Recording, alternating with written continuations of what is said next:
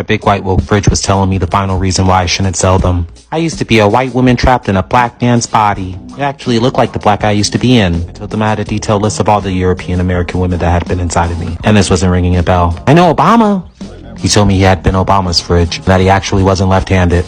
But he taught himself how, because white people love ambidexterity. I voted for him both times. Maybe I don't have to sell him. See, I do like Muslims. Sit here and practice. Look at me when I talk to you. We should dish out some vigilante justice. I told them Batman's no role model. There are only two facts that are true in this reality. White beaters get nut punched and pedos get curb stomped. And it sounds like we've got some nut punching to do upstairs. What do you say, partner? I think I'm gonna start a vigilante duo with my big white woke fridge.